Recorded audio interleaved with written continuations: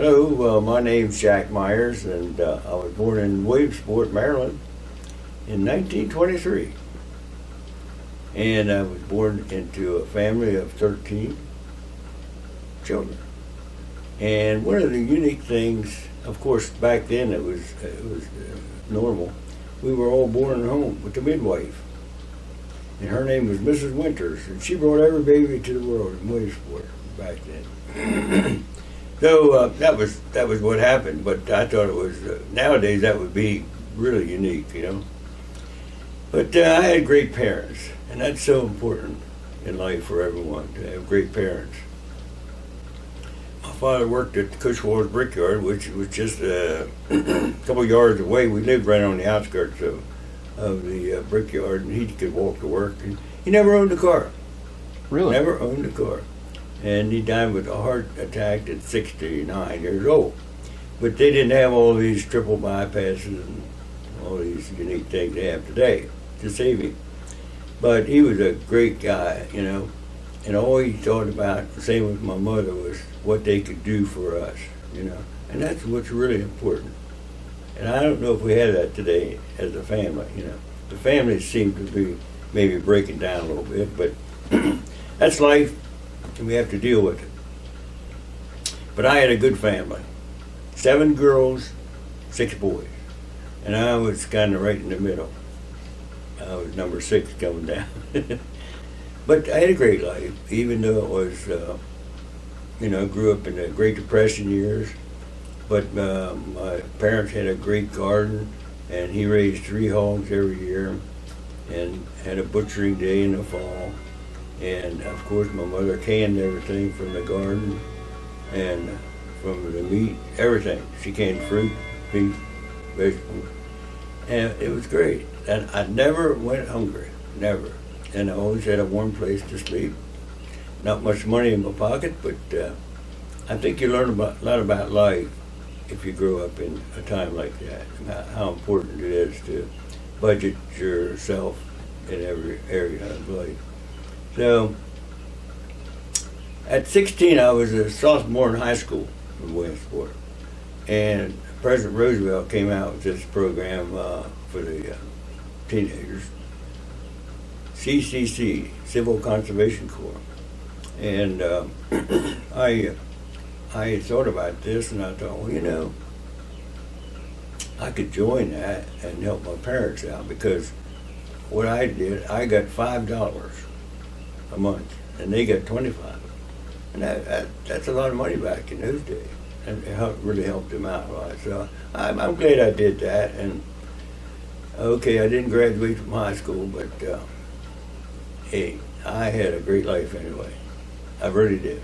Now, if any young people are watching this, it's very important for you to graduate from high school. That's what you should do. But it just happened at this time in my life, I felt that it was important for me to help my family, so I did it. And it was a good experience for me, because it was a lot like the Army.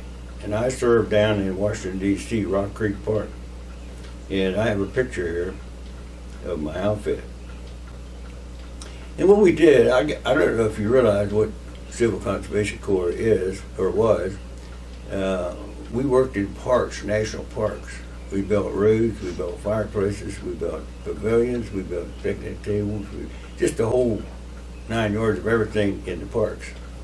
And I'm telling you, we hosted our Army reunion here in Hagerstown in '16, and I took them to Fort Frederick, and the Civil Conservation Corps worked on that wall, repaired that wall up there, and they did some very good work. Now, when you're working with them, did you live in D.C. at the time with them in a camp? Yeah, it was very much like, I'm glad you asked that, because it's very much like the Army. We lived in barracks. We had a sergeant. We fell out in the morning. Yeah, very, very, very much. It got me kind of prepared for what was coming in World War II. And yeah, it was great. So I learned to, you know, drive a truck and lay bricks and stone and just all kinds of things that took to make those things that I mentioned. And I was in there a year, And then I came out and came home and went to work at where my dad worked at the Cushwell, Brick Cushwell. And I made $9 for 5.5 days. Now that's not much money, is it? But you know, I had a girlfriend, and I could take her out and have a great time for $1.50 or $2. Really? I mean, Cokes were a nickel, hamburgers were 10 cents. You could put a nickel in a Nickelodeon, go to the movies for 15 cents.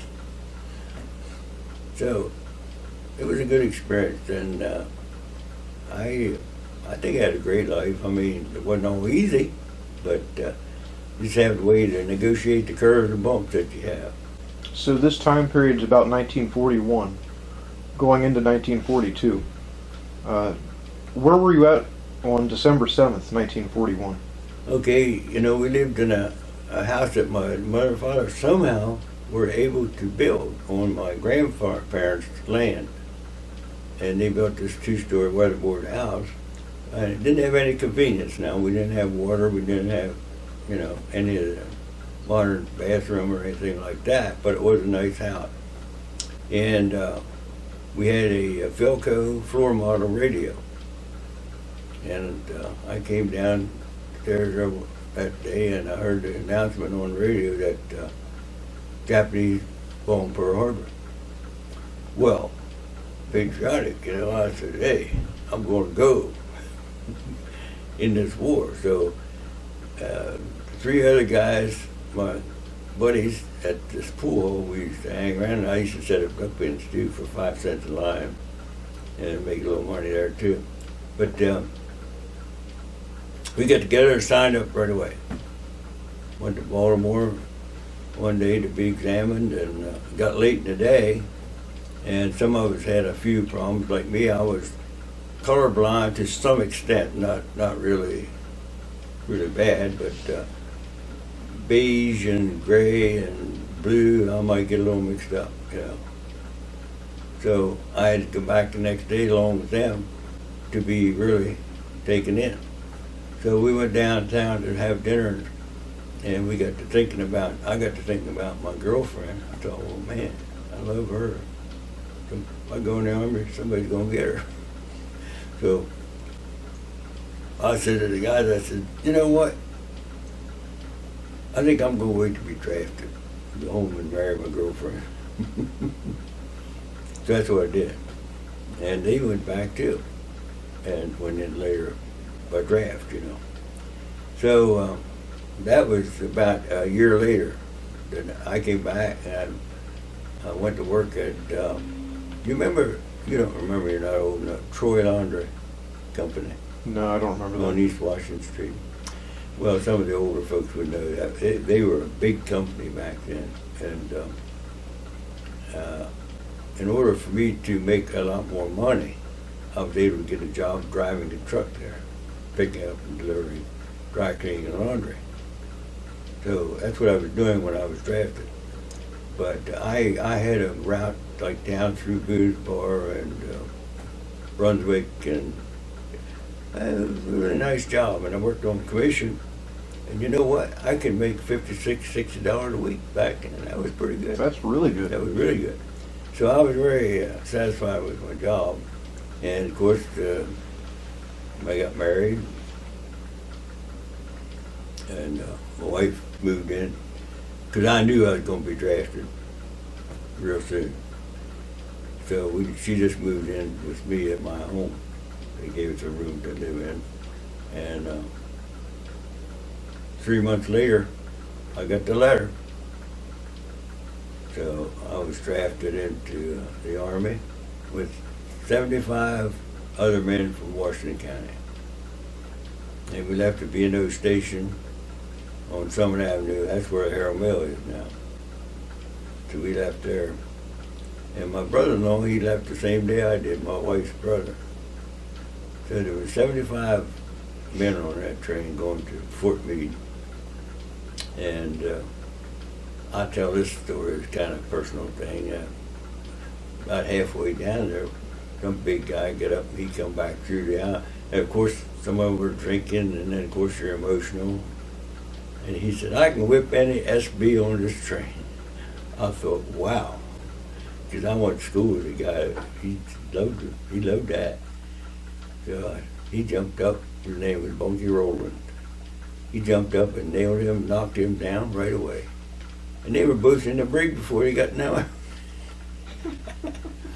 So, but again, that's life, and I'm sure they got along okay after they explained what happened. So, but we got there, examined it, and out of the 75, one man went to Fort Hood, Texas with me. Back then it was Camp Hood, Texas, with dirt streets and it was a small village, big camp, but a small village. So I had a vigorous training and I joined the 692nd Tank Destroyer Battalion right immediately after going through war examinations and stuff. Do you know why you were selected to go to Camp Hood? No. Just they needed somebody and you were there? Yeah. Okay. Yeah. And then the guy I went there with, I didn't see him after the first day. He went to another outfit. Right. But that's the way it was. I mean, they kind of separated you.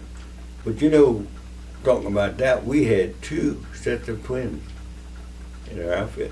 Really? In fact, the native Indian that drove my tank destroyer was a twin brother. Now, when you're in training, was that basic training as well as tank destroyer training at the same time? Yeah. Yeah, you start out with physical, Right. Like, we would take 25-mile hikes with equipment. And we would, I remember there was a big crevice there and a stream down like 30 feet, and you had to hand walk over a roof. about 25, 30 yards across. Well, I did fine. I weighed 130 pounds. No problem for me. But, a big guy maybe weighed 200 pounds. He'd make about 3 swipes and he's down in the water. But they fished him out. They had people down there. Right. But things like that, and then creep and crawl under live ammo. So I'm thinking, I'm creeping and crawling. I'm thinking, hey, I'm in Texas here. Who's I crawled up on a snake here? What am I going to do? I can't jump up. But thank God I didn't see the snake, But anything's possible like that. But so those are types of things. And then of course we train. This is a very important thing. We trained with self-propelled tank destroyer. That's like a tank, only it's a tank destroyer. And the difference there is instead of having a hatch, you have an open turret for better vision.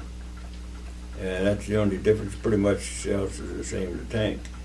And then we also trained with self-propelled guns pulled on the back of a half-track. And I'm glad we did, because overseas in action, we had to use both. Now, when you were in training, you were doing the half-track with the self-propelled gun. What was the time limit you had to dismantle the self-propelled gun off of the half-track and have it ready to be fired? Well, the time would be important, but the most important is if you had to retreat. And you'd be surprised at the time element. In 5 minutes, now what we did, if the earth was soft enough for us to dig the gun in, we dug it in for protection. But sometimes the earth was too hard, we couldn't do that, so we had to camouflage it on top of the ground. But what we do is take the half track back maybe 25 yards and camouflage it. So, but you know what? We never had to retreat, but we did train for that. And you know how long 5 minutes is? It's a good 5 bit. minutes is a long time. But that was about as long as it would take for a man to go back and get that and come up and hook it up. Because everybody had their job. And it's so important to do what you are told. Discipline. And we had a great outfit for that. I didn't like my first sergeant too much. I mean, he was tough. But later on, I learned to respect him because overseas, that discipline means everything. Now, the crew that you're with in training, was that the same crew that you followed into combat with? Yeah. That's a great thing for me. I believe that it was so great that I was able to start with the same guys and end with the same guys, except those who got wounded and killed. Right. You know. Then of course we had to get replacements for those, but other than that, yeah, same group of people. And we're still having reunions today, man. How many outfits? Like, I mean, as old as we are, so, you know, we hosted a reunion here in '16, and that was the 45th reunion. We did start having them right after the war. It was quite a while after, but the 45th reunion, and this is like 72 years ago, you know, the war. So I don't know how many outfits are still having reunions. So, how long is the training period? Is that...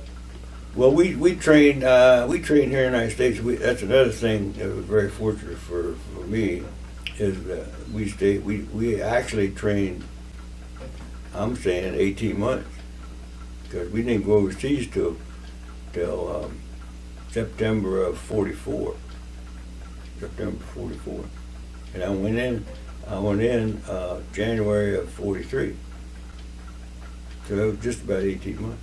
But we trained in Camp Hood, Texas, and we trained in maneuvers in Tennessee, and we trained in Camp Campbell, Kentucky.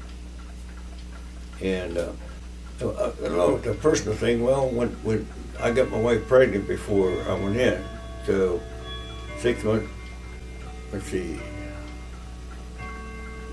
well, some months after I was in there, she had this baby. And I wanted to come home. No, you can't go home. Your training's too important. So I couldn't come home. I didn't like that too much, but that's the way it was. But here's the nice thing about that too. She had a baby, and then about 3 months later, 4 months, I got a furlough when I came home. And it was great to see her and the baby and everybody, you know. And then it was time for me to go back. And when I went back, it was back to maneuvers in Tennessee. So my wife says, I'd like to go home. I said, okay. Because that time, you know, some of my buddies, they had apartments in town close by, and they went on the weekend. That was nice. So she and the baby went back. The baby, only 3 months old, 4 months maybe. So he went back with me. We got down to Tennessee, and they stopped, and here it was dark outside because we on maneuvers, see. So the conductor said, "Soldier, you don't want to get off here. There's nothing out there." So I said, he said, "We're going next town." So we went on to Cookeville, Tennessee. And it was dark, and the baby was hungry, and the milk was all, and so I was hunting around for milk, and I couldn't find it. Well, we rented a hotel room for the night because I had to report for duty the next day. And so we were there.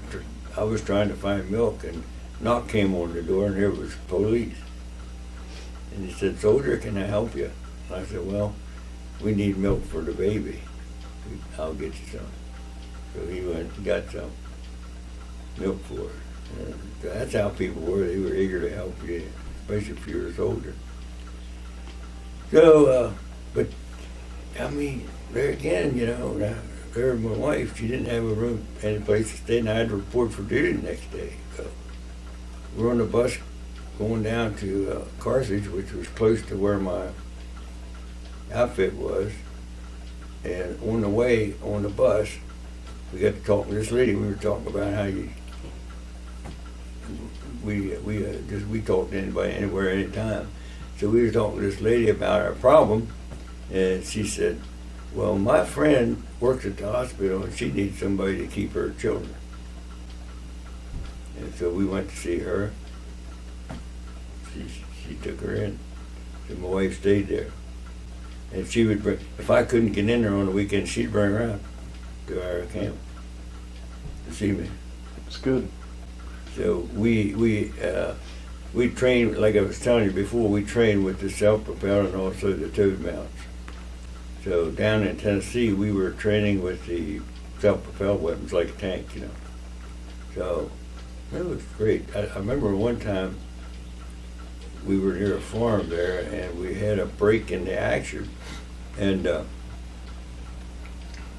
someone said, "Well, we had almost a day there of relaxing, you know." And they said, "Why don't we go see that farm and see if we can get some chickens to roast?" So we went over there, and I think we got 2 chickens. My crew did, my company, my platoon, excuse me. And so we dug a hole like 4 by 6 and built a fire in there. And we had a digging iron on there, 6 feet long, one tank. Cleaned that all up, cleaned the chickens, and just put them on there.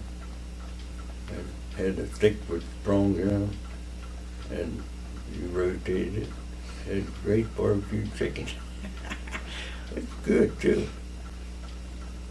But you know, you're living off K rations. Right, that sounds pretty good. And that was good. So it's now September 44. Yeah. You're being sent overseas. How do you get there? And well, we go to New Jersey, Camp Kilmer, New Jersey. And I told my wife all along, I said, okay, one of these days I'm going to be sent overseas, and you'll have to go home. So I took her to the train and said goodbye. And she said, well, maybe I said we'd probably go to Camp Kilmer, New Jersey. But I said, I can meet you in Baltimore if you want to come down there, you know. So after getting to Camp Kilmer, that's what we did. And we still trained up there as far as going out and hiking and keeping in physical shape, waiting for the convoy. Convoy was being formed. I don't know how many ships, as far as I could see on the horizon. Someone said 100 ships, but I don't think they were that many, but I mean, there was a lot of ships on that convoy. But anyway, while we were there, that's what I did. In the evening, I would get on a train and go to Baltimore, and her brother would bring her to Baltimore, and we'd spend a couple hours together. now, was it a 2-week trip then overseas? Was it 2 weeks to get overseas then on the convoy? Yeah, it took 2 weeks, yeah. And how was your experience with that? Oh, that was something else, yeah. Okay, well, I told brother and my sister, my wife too, I said, look, I'll be alert one of these, I won't even be able to call you. So if I don't show up, I mean, if we're scheduled to meet there and I don't show, I'm being shipped overseas. So they knew that. So it happened, you know. So yeah, we get on this English ship called Scythia. It's a large ship, and the whole battalion was able to get on there, but it was crowded. I had to sleep on a mess table. So we were there for a day or day and a half, waiting for the convoy to be completed and formed. And about 5 o'clock in the morning, I woke up, I heard the engines running. And I said, oh, we're moving, I better get up there. So I run up on the deck and went back to the stern. This was really a moment there, you know. I stood there and I saw the Statue of Liberty and the lights of New York City fade away. And I'm thinking, you know, here I go. Will I ever see my wife again? Will I ever get back to my great country again? But that's life, that's the way it is, you know. But the ship was an English ship. And we had fish for breakfast, and the guys didn't like that too well. But it was food, and we had entertainment on there. They had a guy on there that would hypnotize people, and of course we played cards and all that stuff, and wrestled. I wrestled with the guy. Was very strong and little guy, but I could wrestle pretty good. We wrestled, and it was a trip. 2 weeks on there, and I'll tell you, we were protected by destroyers on both sides, both flanks, and at various times they would drop depth charges. You know what was happening. It was probably a submarine. So trying to sink us, but we made it over in 2 weeks to England, and about to hypnotize him. One of the guys, in fact, he got killed in action. But going over, he was the kind of a guy who would take a dare, you know. So the guy, the hypnotizer, he wanted to volunteer. So Smitty, he jumped up. Oh, I'll do it. What do you want me to do? He said, well, you just do what I tell you, and you'll be hypnotized. So he said, okay. So he said, okay, attention. Old Smitty, he got up there like that, you know. He said, now, no matter what I do, you ain't gonna move, all right?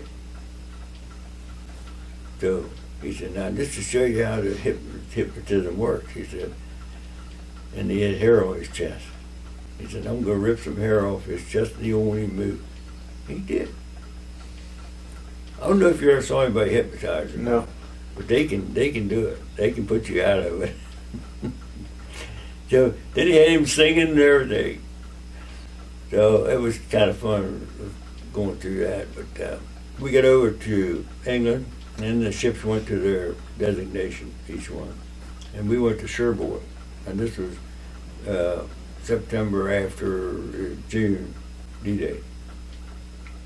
We went in. We couldn't get into Cherbourg with the big ship, so we had to get down over a rope ladder with our equipment, our small weapons and stuff, onto a small craft so we could get in. There was too many sunken ships and stuff. We couldn't get in there from the war, you know. So we went into France and got our equipment. And don't you know, it was the towed mount on the back of a half track to go into combat in Antwerp, Holland. But we were trained to do it, so. How did you get from the shores of France to the front line? Well, we got our equipment, and it wasn't long getting it. And I would say probably a short week, and then we traveled 500 miles up to Holland. Now this was like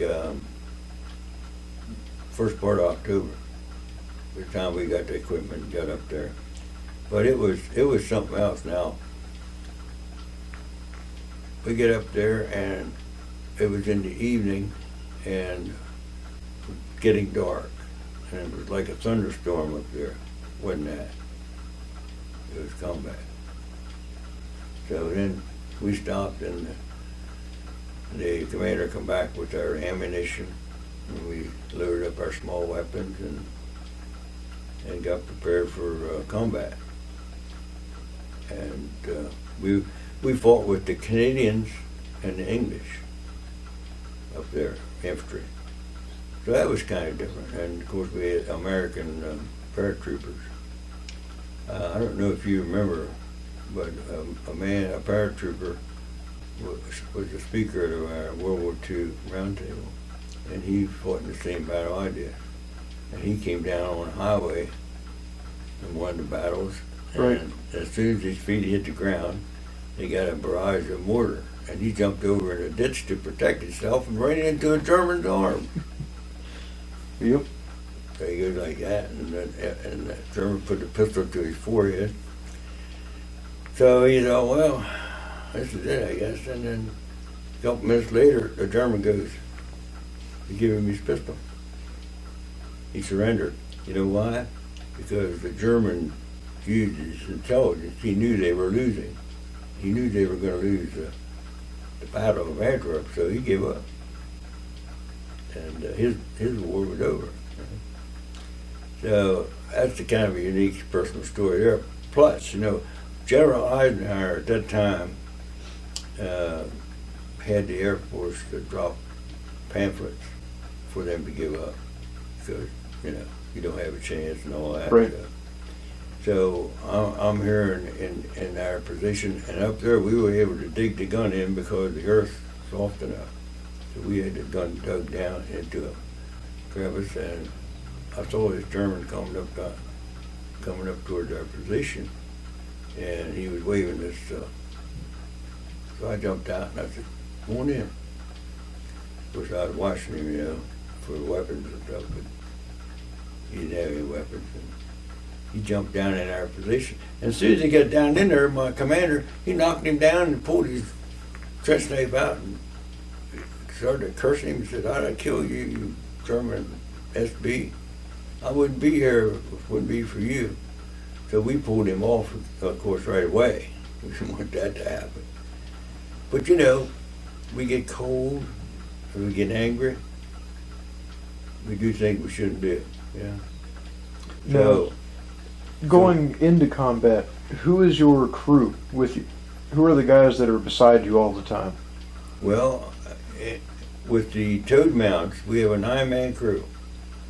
We have a gun commander, we have a gunner, we have assistant commander, we have assistant gunner, and we have a driver. Then we have assistant driver, and then we have, that's 6. We have 3 men. We have a radio man. We have a security section. See, like I told you a while ago, it takes 5 minutes to go back and get those guys would be a driver of the half track, and those guys would be the ones that would go back and get that and get up there. And of course, we would all help.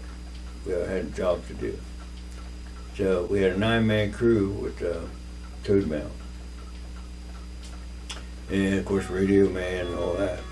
And of course, we had those walkie-talkies back then. And, so I remember going into combat, and I thought, well, here we are. And I saw my first doughboy laying there. And you can imagine how you feel. Gee, you feel sorry for him, and you realize it could be you, sort of. But this is it. So you got to build up your strength and your will to fight,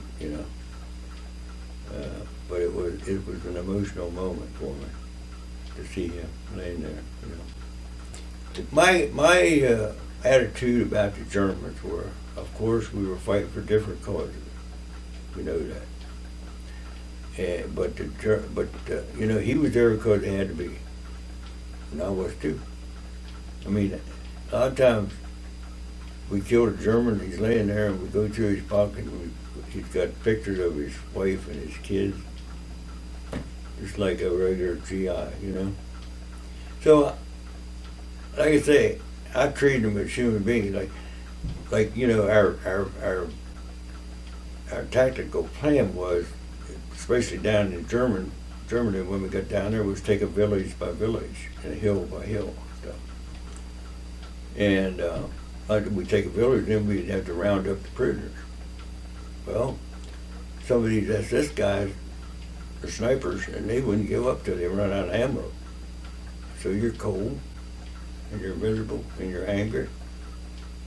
And then this guy don't have any ammo. He comes down and he wants to give up after he's wounded some guys and killed some guys. See? Well, you know what would be easy for you to do? Just blow him away. But I was able to hold my temperament and enough not to do that, because I didn't think I would ever forget it if someone was begging me for his life and I would, pow, So I'm glad I didn't do it, but it was done. And you can understand why. I mean, why didn't they give up, when they had a chance? Right. That's war. That's war. And I'm not criticizing the guy that did it, but I'm glad that I didn't do it. I took the prisoner. If he wanted to give up, I took him.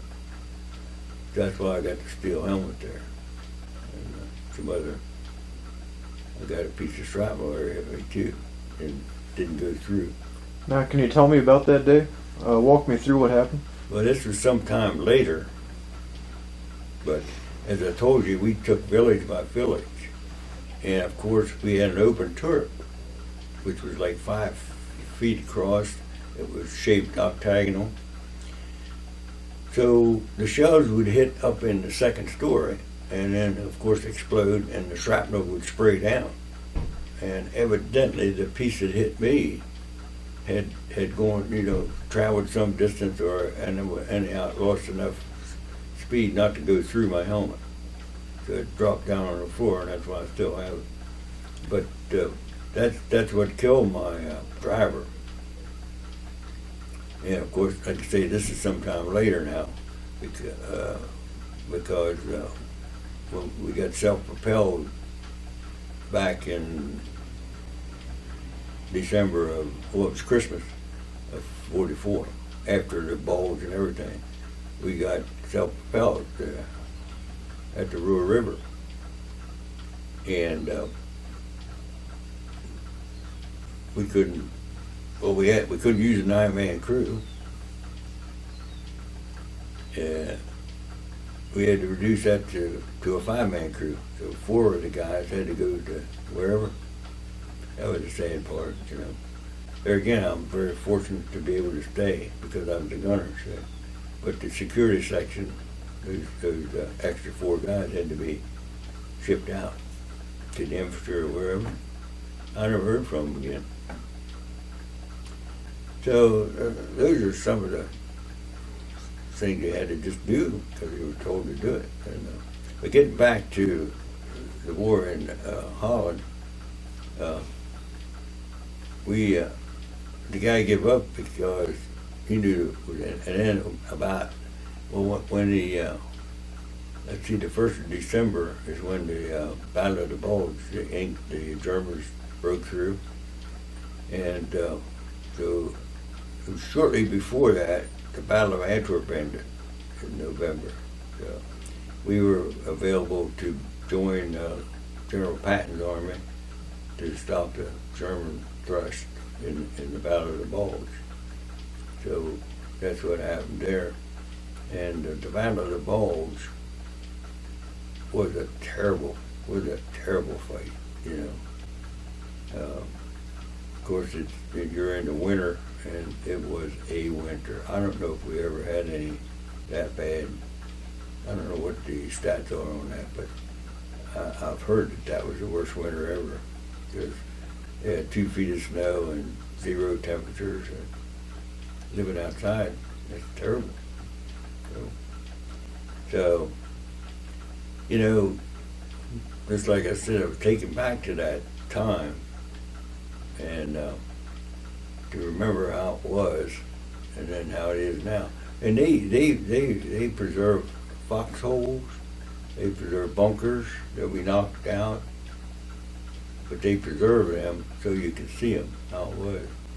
Now, in that time period of we're the end of Battle of Antwerp, the beginning of the Battle of the Bulge, where is your personal life at? How's your wife doing at home? How's the kid doing at home? What are you thinking about as a person when you're in the middle of all this? What else is in play? Yeah, well, yeah, of course, when we have a moment like between battles, and we have a moment like at nighttime, I would have a chance to pray, and I would have a chance to think about her at home. And evidently, and incidentally, she got pregnant again. So she had a baby. She had a baby in January of '45. Well, that was January, yeah, of '45. And that was just when we were at the Ruhr River.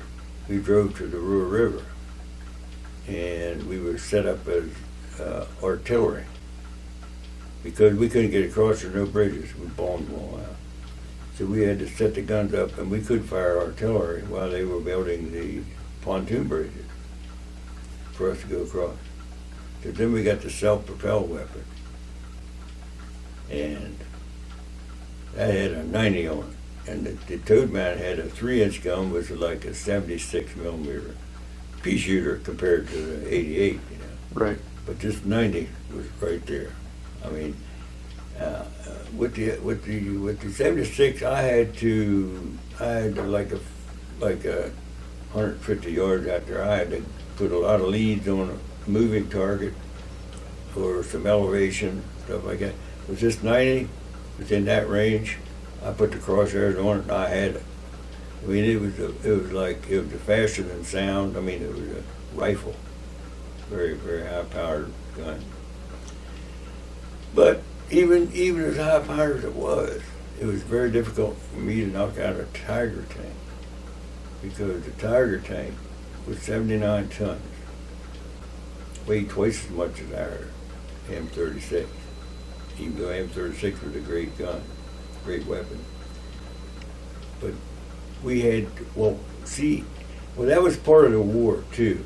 I mean, our country was great at manufacturing, and we could outnumber them with tanks, and then we used the tactics. We could knock out a Tiger from the rear, but you had to be careful because he could knock you out too. But with so many tanks, we were able to get their attention here and then circle around behind them and knock them out. And what we did too was, of course we had, like I say, tactical ways of doing it, but some of us would have the mission of knocking the tracks off of them and disable them, and then the other ones would get around back and knock them out. So we just found ways of doing what we had to do. Now, Because of, sorry to cut you off. I was going to ask you though, as the gunner, how many tanks do you claim? well, it's not only tanks. We had to knock out machine gun nests, all kinds of vehicles, observation posts. Now you asked about my Bronze Star in battle there between the Ruhr River and the Rhine. We were pinned down one day, and we couldn't move, and we were pinned down for a long period of time, and they were wounding our soldiers and killing them. And my lieutenant, the platoon leader, he came over to our gun position and he said, I want Myers to put a shell, HE shell, in that church window over there. And that was about 200 yards away. And about 200. That's 2 football fields, and that was easy for me to do. So I just put the crosshairs in there and put that HE shell in there. And what the HE shell does, rather than an armor-piercing shell, it goes in the window, and then after it gets in there, it explodes. So I remember talking to some school children, and of course the question and answer period, one of the guys asked me, Mr. Myers, did you ever kill anybody? I said, well, I was the gunner of a large gun, so most of my killing came in a long distance. And I said, just for instance, do you think I killed anybody? And then from that on, that's what my citation said about the Bronze Star. We could move on unimpeded. After I did that, you see, that was our observation post, and they were directing fire. That's good. They didn't have that one, and they stopped. So, getting back to we got through the bulge there. That was from December 16th to Christmas, and we went through Aachen and went through the German line there, pillboxes, and that was tough because they had small openings. Now I could put a shell, at 100 yards, I could put a shell pretty close, right in there, It was about that big. And if I got that shell in there, especially an HE shell, that would clean them out, And along with the infantry, you see the infantry there the whole time, and they're creeping and crawling up there to use flamethrowers and all that.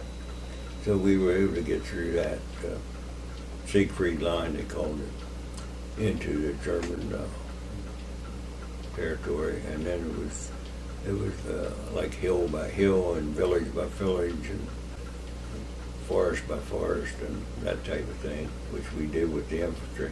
And we were part of the 104th Infantry Division, Timber Wolf, most of the time in fighting.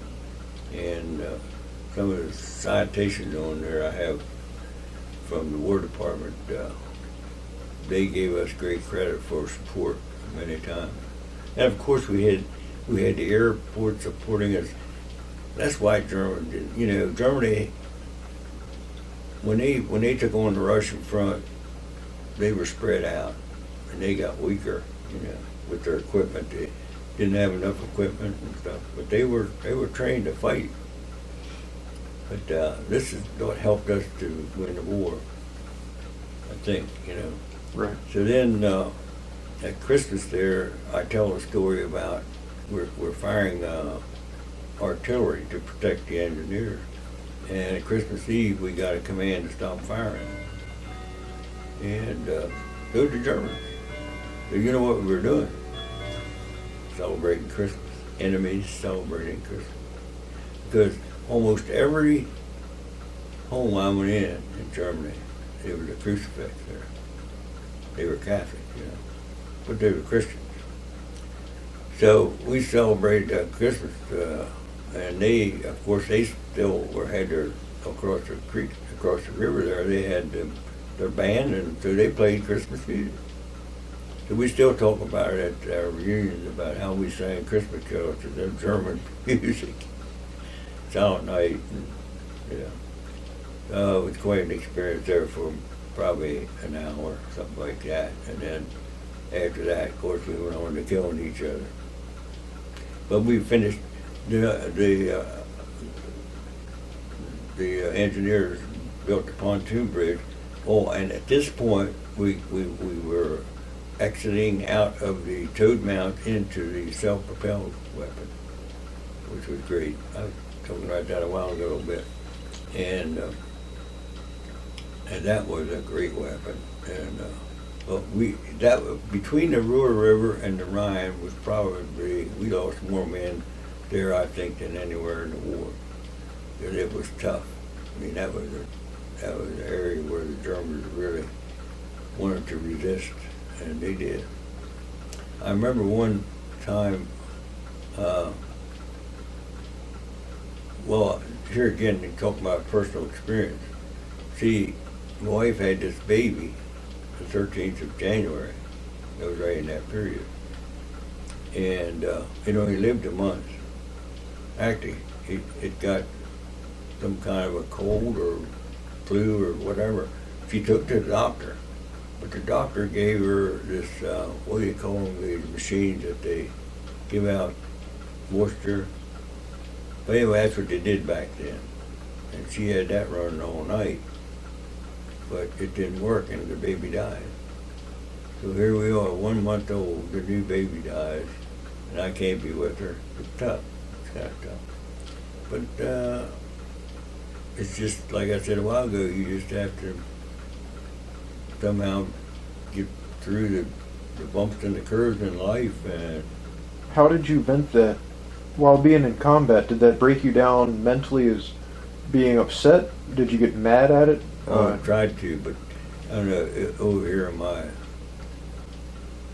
articles over here, I have a prayer book, and I'm a Christian, and whenever I have, well, even now today, I'm a spiritual guided person. Don't get me wrong now, I'm not perfect, nobody's perfect, but I do believe that spirit helps me enjoy life, helps me through difficult times. And I've had a few difficult times in my life, just like this. This is a terrible time when I can't be with her and she lost the baby. Probably had pneumonia and the doctor didn't catch it or whatever.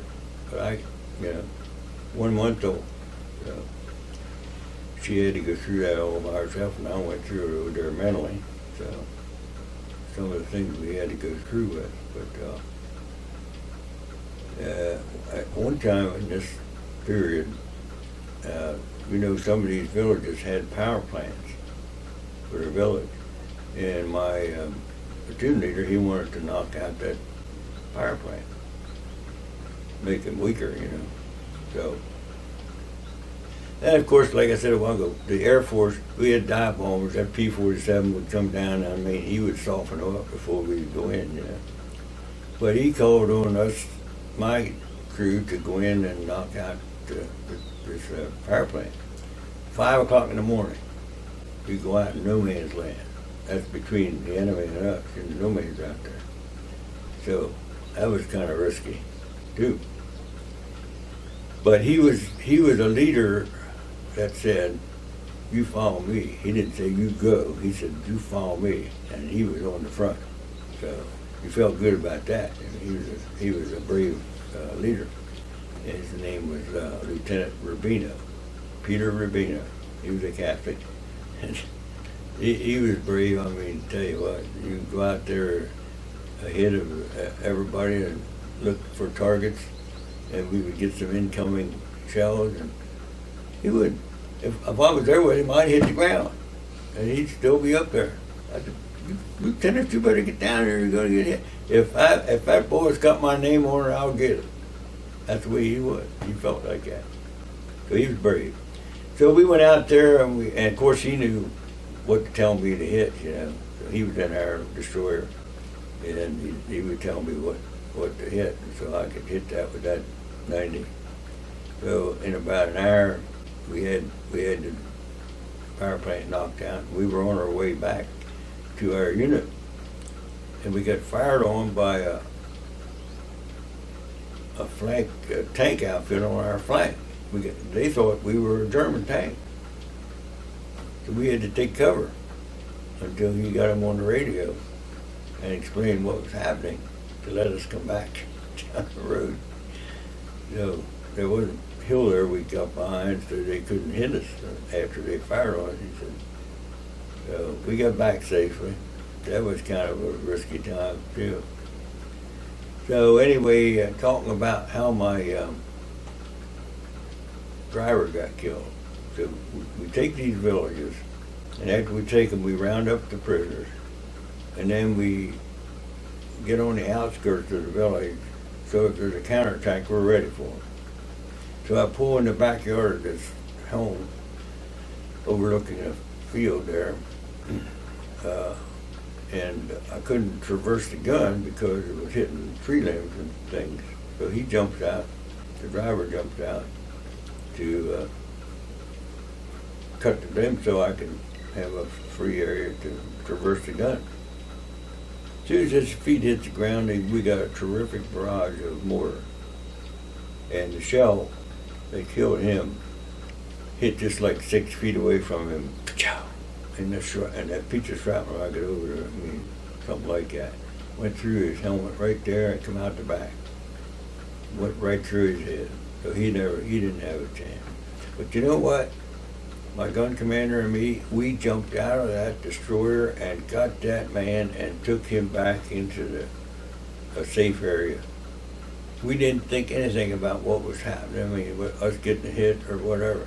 The main thing we wanted to do is get him into a safe area. So I feel good about that. But you know, this kind of thing, Phil, I couldn't talk about for 50 years. And it still gets me if I think about it too much. Because I had his blood all over my boots and, you know, I mean, well, at that time I was concerned about him. Is he still alive? Is he still alive? Can we help him? Can we save him, you know? So we took him back, and the lieutenant was back there. It was, like I said, it was in the back of a house, and we took him back there in like a porch area. And the medic was there, he was gone. And Lieutenant Rubino gave him his last rites. He was a Catholic, you know. So, and he was a twin. And later on, his twin drove for the captain in a Jeep. And he wanted to know, some time later, we'd take these villages, and after we clean them up, before we launched another attack, we would have a little resting period there to regroup and plan more. So his brother had a chance to talk to me about how his brother got killed. He said, "When did it happen? How did it happen?" and all that. And I told him, just like I told you. And he said, Jack, he said, you know what? I almost got it the same day in the same shelling.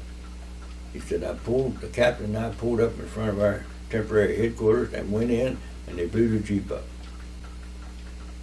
So he could have got it at the same time. So those are heartbreaking incidents that you have, you know. Plus, you know, you see horrible things, and I don't tell the students about them because they don't want to hear, you know, about the terrible things that happen that you see, and you know, that's hard for me to forget, you know. And I think the reason I couldn't talk for 50 years, I had post-traumatic stress. That's what it was. Because I started talking, I'd just break down. I couldn't do it. You'd go back to that time period again, Yeah. and you'd just see it. Yeah. But time and prayer and the VA's been great to me, Phil. I can't complain. I hear a lot about complaints about the VA, and it might be true in some areas, but my VA has done a lot for me. I mean, and we got to the Cologne, and of course we had another river there, the Rhine, and no bridges, so we couldn't cross there. And boy, did we celebrate when we got there. Oh, we were riding up and down the street, shooting up in the air, and just, you know, drinking a few cognacs and stuff. Calvados, we don't want to drink that. That's bad stuff. So I was able to stay away from that too, pretty much. But there was a temple there, Catholic temple there, right on the Rhine, that we didn't bomb it. Either side didn't bomb it, and so I was able to go up in that, and it was quite high. And I had a picture of it, and I was able to look over there at Jerry, and he's still running around over there, and waiting for us to come across. You know. But at this point, then we got an order to go to South France, southern France, and southern Germany to end the war. From that time to the end of the war. So we pulled back, and like I said, we're using self-propellers now, like a tank. So we come back and put those on a flatbed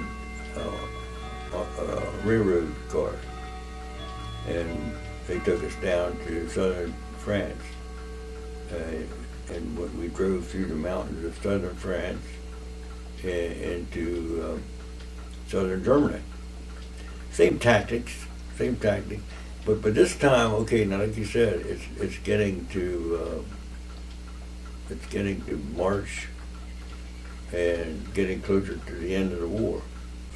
So this is the perfect time for me to ask you, what are you collecting as souvenirs? Well, I saved. I had a bag, you know, and I was able to put the stuff in the bag. And I didn't save too much. I saved that German helmet, and then I have some pictures and like a piece of shrapnel, you know. Could you tell me the story about your the German handgun that you have? Oh, yeah. Well, I'm not proud of that. I am proud of one thing about it. I took the helmet and the pistol from his prisoner, you know. And the pistol, I think, was a P-38. I think it was I don't think it was German, but he was using it anyway, P-38. And of course, it was the battles were over, and I was with my crew, and I was showing them this gun, you know.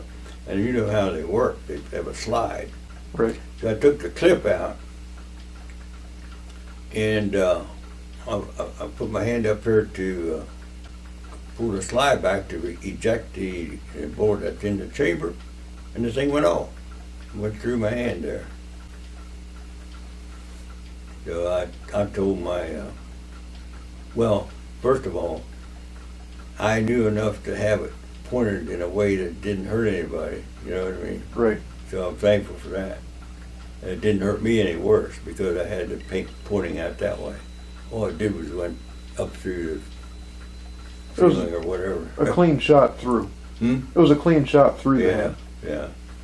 So I said, of course, I had to go to the medics, and we were just about done fighting then anyway. So I said to my Lieutenant Rubino, I said, well, just patch it up and I'll stay here. He said, oh, you can't do that. He said, you got to go have surgery on that, which I did.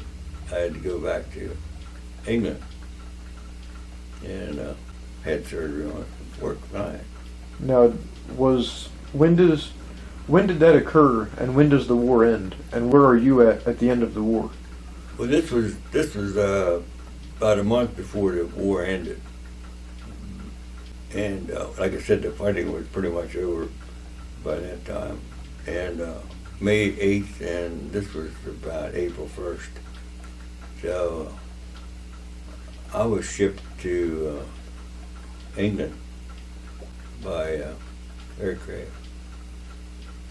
Was it a C-50, C-57 or C-51 or something? I forget the number.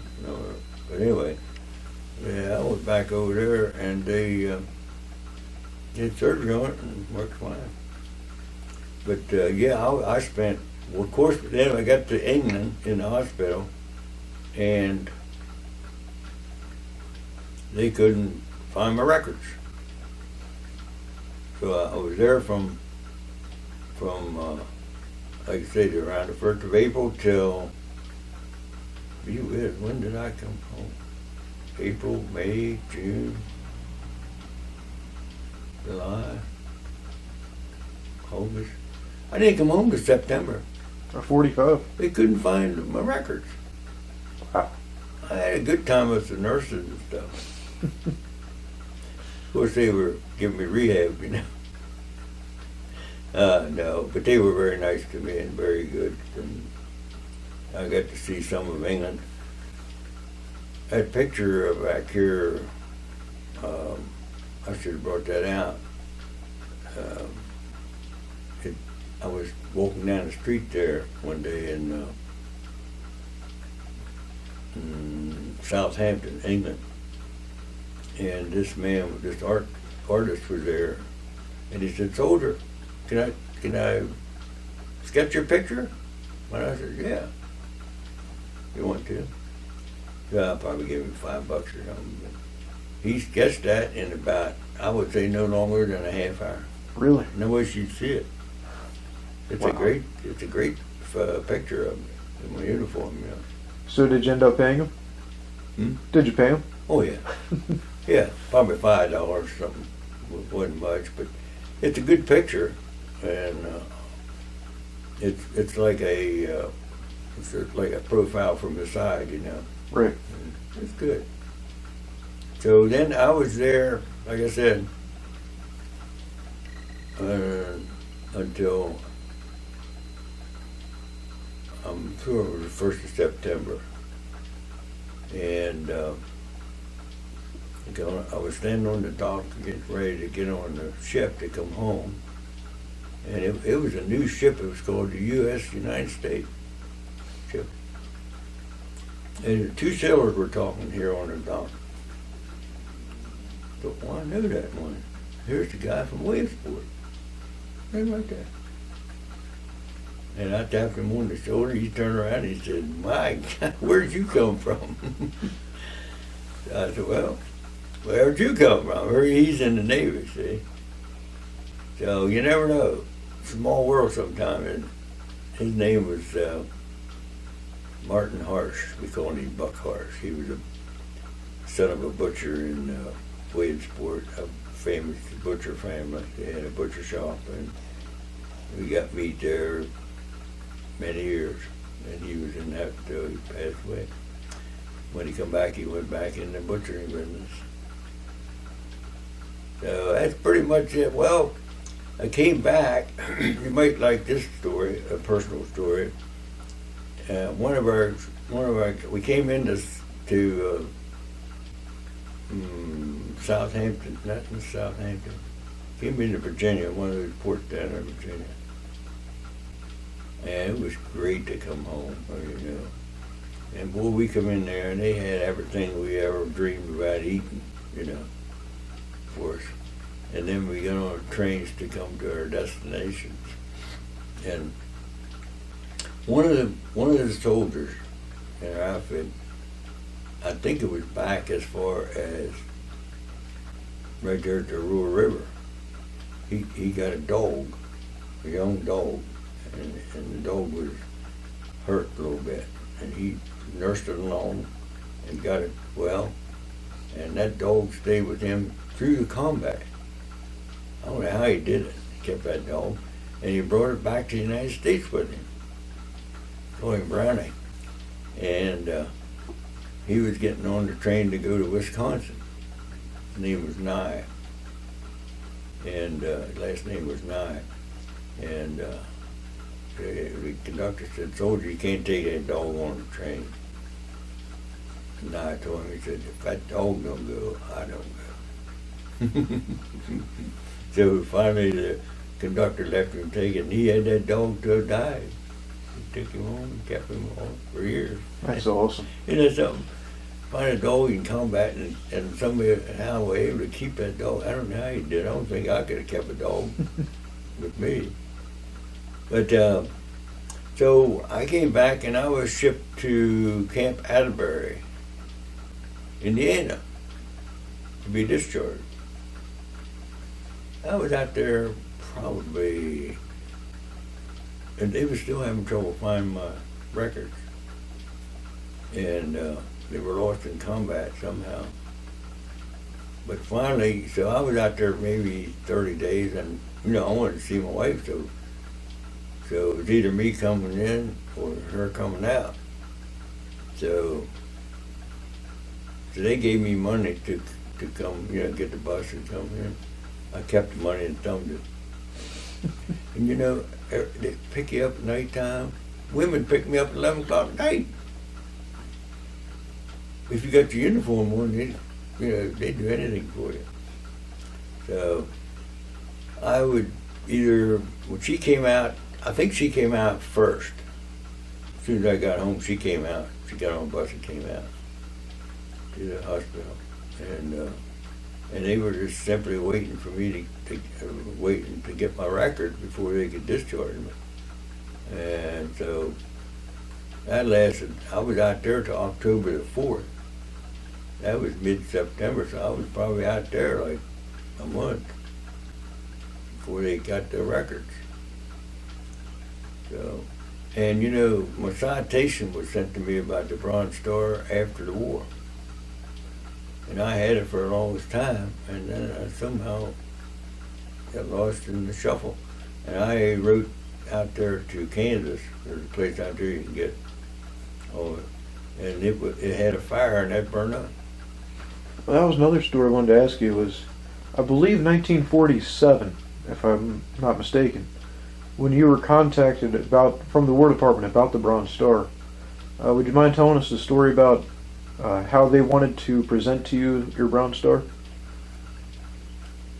Well, yeah, they wanted me to come down to Baltimore to be presented there to that, and I couldn't go that particular day because I had a bowling banquet.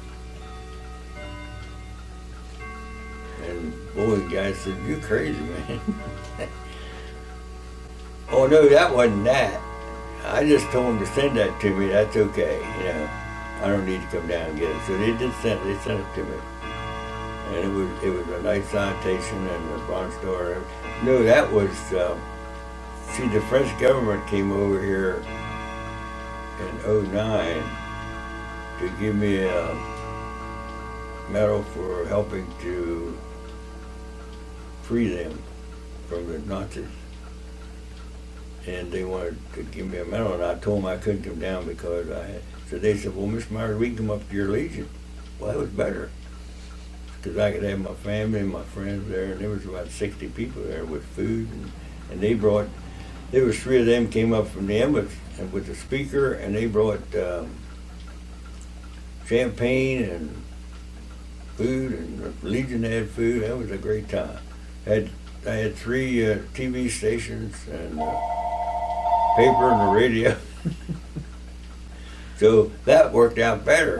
But the guys in the Boeing, they thought I was crazy for not going down. Well, that would have been nice too, go down to embassy, but Right. I thought, well, it worked out this way anyway. So, you know how it was there, Phil? When you come back, I don't know, they had some kind of a rule with the government or locally or what, but you get your job back. So, like I said, I was driving a truck for Troy Laundry Company. Right. So I got that back. I got back into society and I was doing good. And, you know, here's what I tell young people, you know, like in school, or if I get a chance to tell them in high school, I say, hey, try to think about what you want to do in life. Get yourself a goal and work for it, you know. And that's how I thought while I was driving this truck, I was making good money. But I thought I don't have a something I can do and get a job, you know. So I thought, well, I'm going to have to learn a trade. So the government was giving out, you could go learn a trade under the GI Bill. Like the company would pay you so much and then they would pay you so much. So that's what I did with Maidstone down on Summit Avenue. So I knew them. I worked there a little bit in school. And so they hired me as an upholsterer and a refinisher. And I did that for probably 18 months. And I learned the upholstering trade. And I got interested in furniture. So wasn't long after that I opened up I called it a custom shop in Williamsport. And I quit my job driving a Troy Laundry truck and went in business there. I bought a home on Potomac Street there that had a shop attached to the house, which worked out great. And I was able to upholster, and I got pictures from that time, and refinished furniture, and I had a great time. And of course, it grew so much. Then I had furniture people calling me and wanted me to sell new furniture. I started doing that. Started selling new furniture out of that. Then it grew that I had to move to get a larger place. So I opened up, I think it was probably the first roadside furniture store in Hagerstown on Pennsylvania Avenue, right across from Martin's Food Market. Right. And that was 1957, I think. And we were doing great there until they laid off. I think it was 3,000 people, first out. And the economy went down, you know. Now at that particular time, we were okay, but the business had fell off some, and we were at the point where we probably had to borrow some money. We were there 3 years. We'd had to borrow some money to keep going. And we had just bought a house in Funkstown, a new house. And we had to put that as collateral. So we just talked it over and decided not to do it. Because the Highway Furniture Mart on Ryersburg Pike had just opened up, and they were farmers with plenty of money. So they was asking me to come over all the time anyway. So we just decided I'd just sell out and go over there with them, which was a good move. We wanted to keep our house, and so I went over there, and it was a good move. We had a big sale to sell out what we had, and then they bought my truck, they bought my office equipment, they bought everything, and what was left over. So it worked out great. Then I was there 21 years with them, and it grew like crazy. Oh, it was a good business. Yeah, on Ryersburg Pike. You remember that? Highway Furniture. Highway Furniture? I do remember that one. Yeah. So he got two farms. We had one his own, and he had another one left to him. So he had plenty of money, and he spent it wisely in building the furniture place there. We did a good job, and we had quality furniture. good service. And I still tell stories about being in that business. And one day I was manager, and we had a sale going on the mattresses, and we were calling people. And I called a couple of numbers, and I called this lady, and she said, "Well, you got the wrong number. Aren't you?" I said, "Aren't you Mrs. So-and-so?" She said, "No." I said, "Oh, well, the reason I'm calling, I sold her a set of bedding. Got the wrong number and sold her a set of bedding." And we laughed about that for many years. But that was a good part of my life, 21 years there with Highway Furniture, met a lot of people. I go now and to dances and to places out in public, and, "Oh, Mr. Myers, you sold us our furniture 40 years ago." Yeah. "That's great. I just had one the other day." And she said, "I still have some of it too." So it's good to know that. Now, when you had your own store, what did you name it? Park and Shop Furniture Company on Pennsylvania Avenue. And the 3 years I was there, it was pretty good until Fairchild laid off it. And I don't know, maybe we could have kept going if I'd have borrowed money, but wife and I just decided we didn't want to put our house up and get more interested in raising the boys. And Now, did you continue living in Funkstown then? yeah, we lived there. I was 55. We lived there, I think, 1960. Then we moved down here on Beaver Creek Road, on a kind of like a farmette down there. A nice area. Had a nice garden, had about 3 acres there. Lived there for quite a while. Well, thank you very much. Good. Thank you.